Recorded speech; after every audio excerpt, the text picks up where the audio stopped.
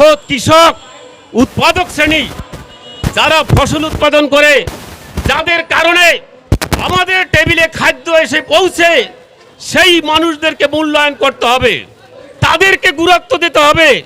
উন্নয়নের কেন্দ্রবিন্দুতে ওই কৃষক, ওই নারী কৃষকদেরকে নিয়ে আসতে হবে। আপনারা কিছু উপর থেকে বসে পরিকল্পনা করে কৃষকদের উপরে চাপিয়ে দেবেন, সেটা অসম্ভব না।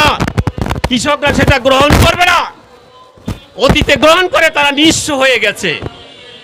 আজকে তারা উৎপাদন করে, তাদের ঘরে ভাত নাই, তাদের সন্তানরা খেতে পারে না, পড়তে পারে না, তাদের সন্তানরা আজকে শিক্ষিত হতে পারে না, স্কুল কলেজে যেতে পারে না। তারা নিষ্ঠুর এক জীবন যাপন করছে। আজকে জানেন উত্তরবঙ্গে গত 2-3 মাসে 21 জন কৃষক কিষানি ক্ষুধা অভাবের তাড়নায় আত্মহত্যা করেছে। তাদের খাদ্যের অভাব, ঋণের কিস্তি তারা পরিশোধ করতে পারছে না, তাদের সামাজিক মর্যাদা নাই, পথে ঘাটে সমস্ত জায়গায় তাদের অমর্যাদা। তাই আত্মসম্মান রক্ষার জন্য তারা আত্মহত্যা করেছে। অথচ আমরা বলে বেড়াই দেশের উন্নয়ন হচ্ছে, মানুষ ভালো আছে, মানুষ 3 বেলা খাবার পাচ্ছে। এই সমস্ত বাগাড়ম্বর দূর করুন, সত্যিকার পলিসির জায়গা আসুন, সত্যিকার উন্নয়নের চিন্তা করুন।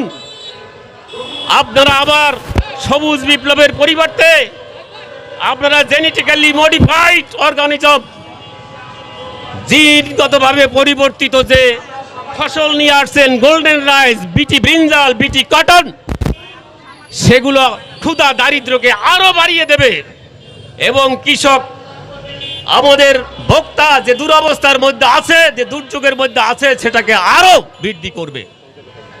এইরকম এক পরিস্থিতিতে আবার আমরা জলবায়ু প্রভাব, জলবায়ু প্রতিক্রিয়ার, জলবায়ু পরিবর্তনের প্রভাবে আমাদের কৃষকরা আরো বেশি ক্ষতিগ্রস্ত। দেশের দক্ষিণাঞ্চল, দেশের উত্তরাঞ্চলে জলবায়ু পরিবর্তনের প্রভাবে নানান রকম প্রাকৃতিক দুর্যোগ হচ্ছে।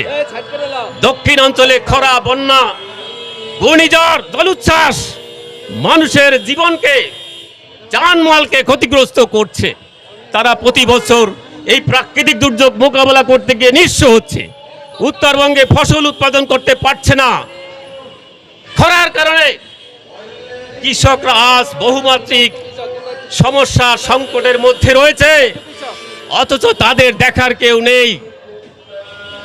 কৃষকের কারণে দেশের অর্থনীতি মজবুত হচ্ছে, কিন্তু সেই কৃষকের জন্য রাষ্ট্রীয়ভাবে তেমন উল্লেখযোগ্য কিছু করা হচ্ছে না। আজকে আমরা খাদ্য দিবসে দাঁড়িয়েছি সেই কথা বলার জন্যই। আমরা